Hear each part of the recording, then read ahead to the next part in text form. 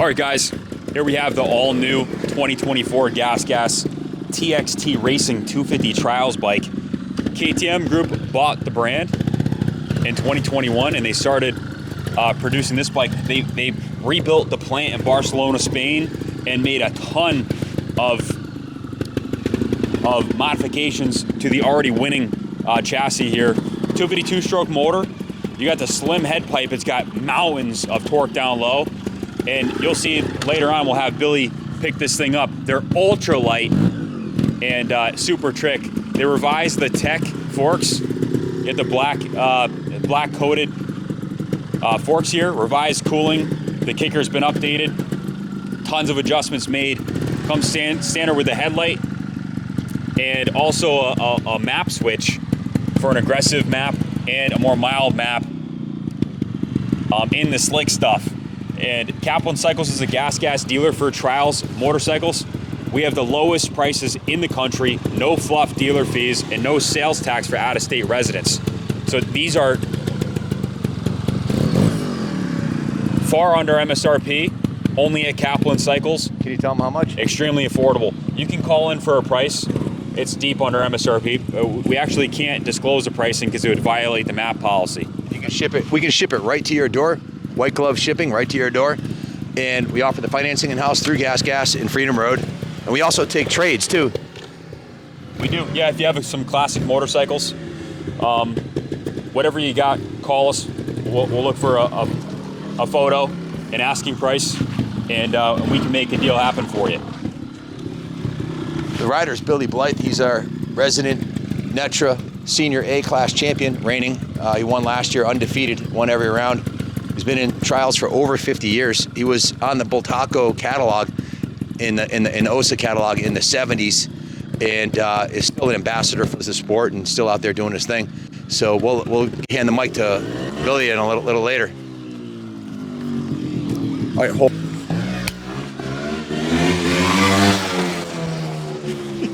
Years old, and he's been racing trials bikes for over 50 years, since the beginning of trials in the US here.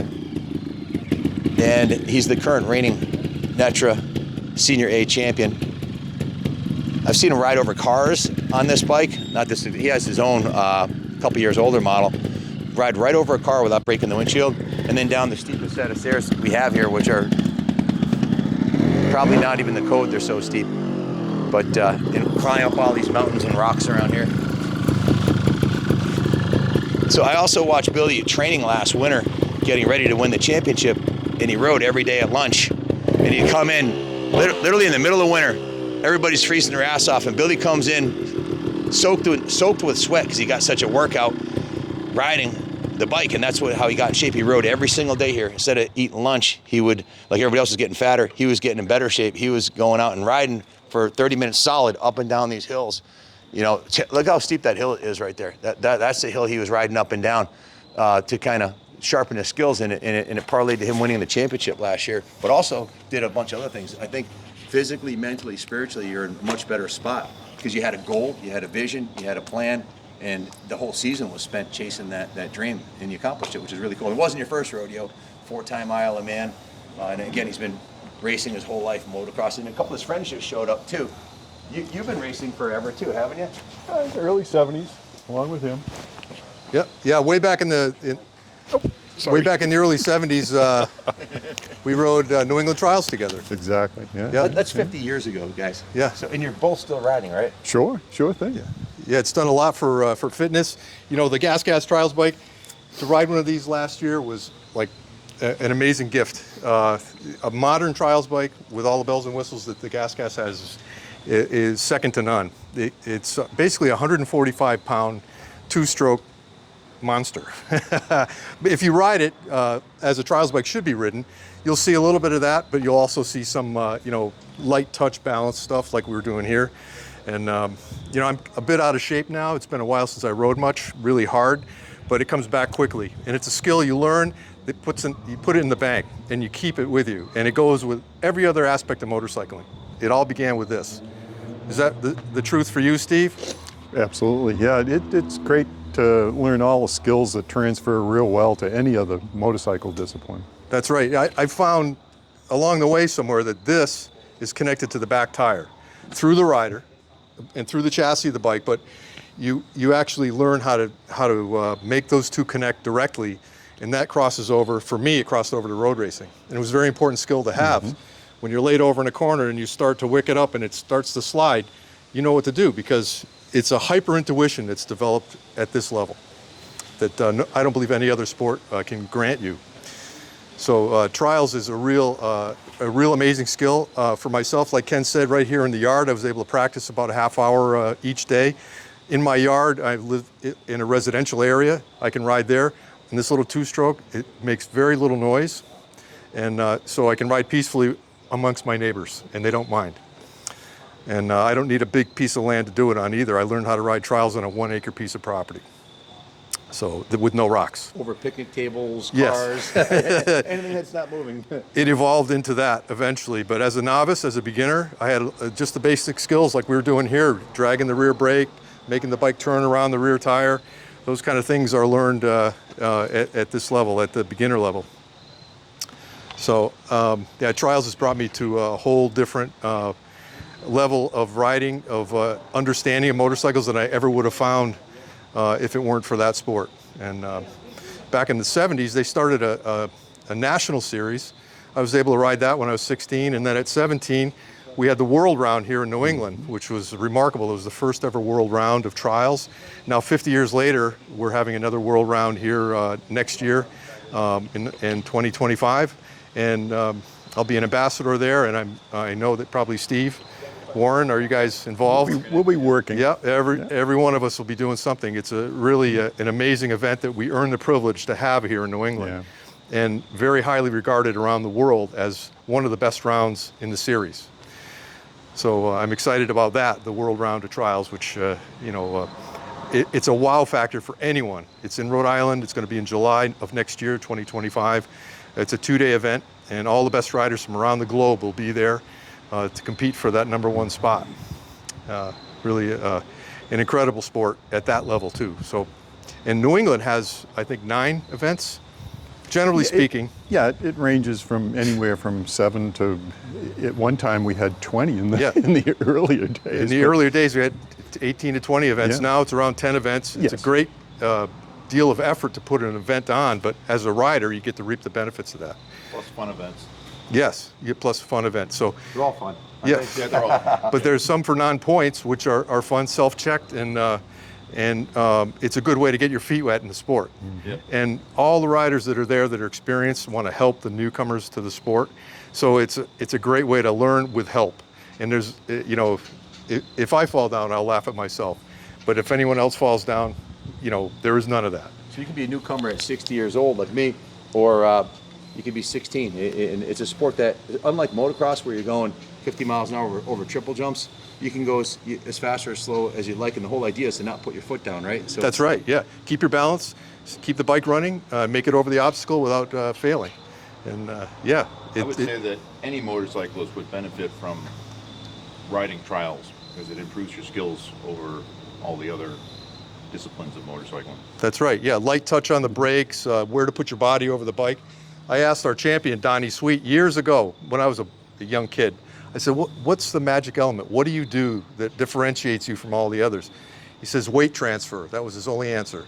But it's true. It's where you put the bike, where you put your body over the bike to get the best traction and balance. So all those things, and it becomes, like I said before, hyper intuitive. One of the biggest benefits is you learn clutch control. And the clutch today is so much a part of, it's just as important as throttle control in trials, and that transfers to a lot of the other motorcycle sports. And all the top extreme enduro or here scrambles guys, they've got trials backgrounds. That's right. That's Graham right. Jarvis. That's right, and that goes all the way back to the 1950s and 60s when the top road racers ran out of road races to go to because the winter came in England. There were trials events all winter long, and those top road racers would all be there on their old British singles riding the events to keep their skills sharp and maybe to learn a little something extra about where to put your weight, When it's a killer workout too. You used to come in just 30 minutes, he's covered in sweat, like he just ran a mini marathon, or a 5K. It's no joke. You may be going slow, but it's all muscle, back, legs, you're normally not sitting down at all on a trials bike, so and you're trying to hang on with your feet and your hands only. So That's right.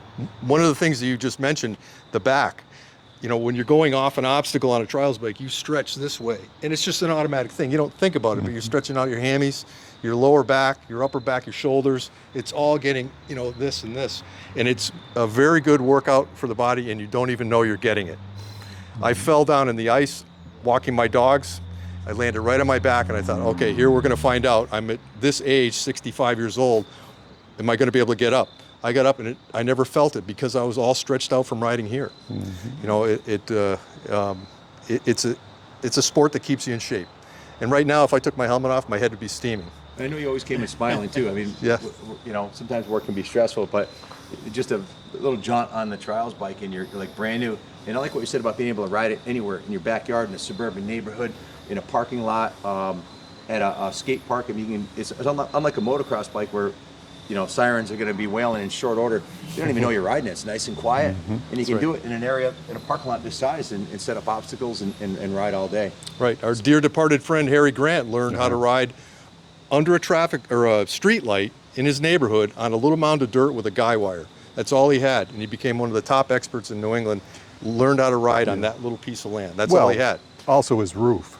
His roof. Yeah. Yeah. Well, I forgot to mention that. Yeah, he probably did. Knowing Harry, he did.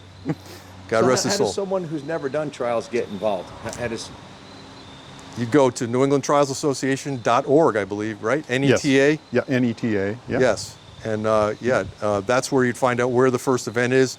Every year we have a fun event that takes place in Rhode Island, which is basically hone your skills event. Help me describe it if I'm not doing well enough. Well, there's no pressure involved in them. They're self-scoring, and it could be a different type of scoring. There's gated trials, which we just did one at his property this summer, and most trials are scored. The idea is to go through the whole day, all the sections, without putting a foot down, and that would be a score of 0. You get a point for every time you put your foot down. In the gated trials, there's so many points allotted for every set of gates you go through. And so the high score wins in that. Right. So in that case, you can elect to go through all or just some of the gates, depending on your confidence and the skill level. Seems complicated. Yeah, but it skiing, really there's some isn't. black diamond slopes that you probably don't want to go by. Exactly. As a beginner, right? Exactly. So- Yeah. Well, there's different skill levels at the events. You have A, B, and C lines. Yeah. So you have for beginners, and then you have for guys like this that. So the guy who just showed up starts in the beginner's class Right. and goes through Yeah. the easier. The thing with trials is that it's the most supportive group of people you're ever going to meet. Everybody helps everybody. You can be out in a section with somebody you're competing with, and you're discussing it with him. What do you think about this? And what do you think about how we should, And people are handle rooting it, for even you, though you're competing your against competitors. them. So it's really unique to motorsports, I think. Right, and if you get to the end of a difficult section and you've made it through and no one else has made it through with a perfect score, the Everybody's crowd will applaud. It's a unique experience for someone, that doesn't Yeah. really It live is. by that. So it's really kind of cool. It's encouraging. It It's is. uplifting. You never hear an angry word, or it's a Right. very good, healthy sport. It's a family sport. There's a lot of young people that are coming into the sport now with the smaller trials bikes, and Do people show up and camp out like at motocross races like the night before and stuff? they do. But I think a lot of the trials crew are, get there in the morning and leave in the afternoon. Just come in a pickup truck or something? Yeah, it's a one-day event. There isn't a lot of waiting. You get there, when you get to a regular event, you may have sent your entry in ahead of time or post-enter at the event.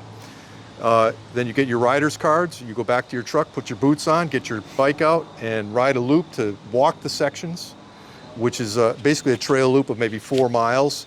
And you'd stop at each individual section, there may be 8, and you walk the section, memorize it, go back to the start. All the riders start at 11 o'clock, and you ride until 4 in the afternoon usually. Yeah, So it's a good day of exercise. You're doing a lot of walking because each section, maybe on a hillside like this, you park your bike and walk through it and memorize it, which is a very difficult thing with the old brain like mine. It kind of has some hiccups, but you walk through, memorize it, go back to your bike, kick start it, and go ride through, get your score punched, and go to the next one. Repeat 40 times during the day. times. So you get 40. a full day of riding, which is very, very unusual in the motorcycle, dirt bike sport. So what do you feel like the day after? You're a little beat up? It depends on how often you're doing it. Yep, so there is a lot to it. Preparation is very important. And for me, if I didn't practice, I wouldn't have done as well as I did. I worked very hard to learn the sport. And that meant an hour a day of riding. So, and I could do that when I was a kid. I learned how to ride trials when I was just 14 years old, and I didn't have a mentor or anyone showing me what to do other than Pop Moody. He showed me a couple of sections, but besides that, I taught myself and watched others. And I was a quick study, like Oh yeah, some of us. he was what's called the first-year expert, which was very unusual. He made expert in his first season. Right, I was novice when I started on an old Honda 125, and by the last event of the year, I was number 9 in New England, and there were probably a couple hundred riders in New England at the time. Yeah. So it was a real privilege to make that steep ramp. I made it to the top of it, and then I started the next year as expert. My dad warned me. He said, "Don't expect to go out and start winning trophies in the expert class because you're not gonna." Well, I did. You did. And I went on to become number 3 in New England. Yeah, Wow. yeah. So and it went from there. There was a lot of learning, but it kept me busy. It kept me out of trouble. It gave me something to live for, other than socializing with my friends and partying on Friday night. I was home Friday night. I learned how to behave myself, and it was because of this sport. So there's a lot to it, really. And you own a Gas Gas trials bike that you've had for many years too, right? I sure do. Yeah, I've been riding Gasgas since '99. So, and they were great bikes then. They were a lot heavier back then. Gasgas had the genius idea to take their big engine, their 300 engine, and shoehorn it into their schoolboy frame, which is a 125cc frame, and it worked. Yeah. So they continued on that theme, and that dropped the weight about 20 pounds, I believe, in the bikes. My original Gasgas was, I think, 165 pounds, had a steel frame, big, thick steel frame. This has lightweight tubular steel, aircraft quality. I mean, 145 pounds. Literally, I, the old guy, can pick this thing up and walk away with it. So how many years have you been racing trials for? 53? Yes, it'd be 53 next year. Wow. Yeah, and it just never got out from under my skin, and it taught me a lot. How to get over things like a big obstacle. You see this obstacle, and you don't think you can get over it, but with the right body English and the right throttle control and clutch control, you can get over that big obstacle. Take that skill and bring it over to enduros, where you've got to get over these obstacles. People will wait in line to get through an easy line. I'll go around those guys and ride over the big obstacle and go. And that made me a better enduro rider. So all those things are crossovers. So 25 years racing the Gas Gas, and yep, that's awesome. yep. You guys been racing for a similar length of time? Oh, yeah. No, not me, but Well, you've done other Harris road Travels and racing. Enduros back in the day. And I've road. only been riding and road. trials for 4 or 5 years. 4 or 5. How old are you when you started? 56. So trials, yeah. Like I trials, said, yeah, trials. 56, Yeah, yeah. you don't have to. Don't worry if you're too old. If you're 50 years old, he started at 56, and he's doing it. We have some guys in their 80s that are still riding events, so Yeah, I'm 74, so I'm God, that's amazing. doing it. And it'll, ride circles around me. So and it'll keep you fit for all the other activities in life. Because let's face it, not everybody likes going to the gym and doing the Stairmaster or anything like that. But everybody has a smile on their face riding a trials bike. That's for sure. yeah. Can't think of a better way to get some fresh air and exercise. And if you got kids who can't pull a cell phone out of their face, this is a great way to do it. Bring them to a trials event. What inspired you to start racing trials at 14? Did you go to an event, and what was that event, if so? Good question. It was in Rhode Island, that first event, and it was at a place called Pine Top, which was a ski area. I've been there. I raced there. Well, there was a motocross track there later, but in '72 it was just the ski area was kind of defunct. It was all done because there was no snow in Rhode Island. Yeah. And so they had a trials course there, and which changed every event. But I went there for that first event. I enjoyed it, but I wanted to ride enduros. Personally, I wanted to go ride enduros, and there were no junior enduros back in those days. And this local Bultaco dealer recommended that I go try trials because it's something where I could ride at any age. So that's when we got involved, and I started right at the beginning of the season in '72. And rode every event that year, plus a lot of other things. And I don't know how my dad ever did it, because he brought me everywhere. And 2 years in a row. Yeah. And he owned his own business. I don't know how he pulled it off, but he did it. Think back to that first event you went to when you were 13 years old or 14. at Pine Top. What was it like when you saw the bikes, the sights, the sounds? Do you have like Technicolor memories like I do of my first motocross event I went to? I think it was more the second event. I was a little more relaxed. They had the National Guard were having maneuvers on this state piece of property in Connecticut at Patchogue, and there were tanks on the trail. We got warned at the riders meeting, watch out for tanks on the trail. What's a tank? Yeah, I didn't even know what it was. I think gas tank, you know? No, these were military tanks. And I came around a corner and there was a tank with a big old gun sticking out of the front of it. And at the awards, Bill Blevins was the trail boss. He's still alive, but he was the trial master. And I remember when he was reading the results, I got a trophy that day, a third place. It was my second event in the novice class, which was huge, a huge class. And third place is Bill Blythe on a Honda, because Honda didn't have a trials bike back then. I was riding an enduro bike in the trials. Wow. So it was within a couple of weeks that I had a new OSA and Manchester what Honda. Honda was it? It was a SL 125. That's no trials bike. No, I took the seat off, I let my tire pressures down low, made a little mud flap, took the lights off of it, made a number plate for the front. I was just all in. You know, I couldn't believe my good fortune, and I was really an inspired young rider. Yep. So you're hooked at that point. I was well on my way of being addicted. That's pretty cool. But it's a good addiction. It's a positive addiction. And today, you know, we all are still doing it. You know, it's been 50 years. That's half a century. If you think about it, like very few other sports, competitive sports, like you can't play football when you're 74 years old or 60 years old. You probably shouldn't. Or basketball. I played basketball was my favorite sport growing up. I can't really play basketball. I can't touch the rim anymore. My knees are shot. My shoulders are shot. Motocross is pretty tough. Yeah. You can ride motocross. There's a 60-plus class, but I would think of all the two-wheeled versions of the sports we love, this is probably the one you can compete on the longest. This guy's 74 years old. He's still doing it. So right. One of our top competitors in New England has a very bad knee or lower leg injury, and he can top his class. He can't walk, but he can ride the bike, and he's a determined guy that has been at it since I started. Around 72. He was at it back then on a Greaves, and he's still at it today and still can win. Even though he's got some problems with his body, he can still get on the trials bike and make it go. So, but it's a good sport if you're in good shape. It helps you stay there or get even better shape. And oddly enough, there's a variety of guys that are fairly large diameter that are riding trials too. They do pretty well, so you don't have to be in great shape. Right. How tall are you? 6'4". And you're a big dude. I'm 6'2". And what do you weigh?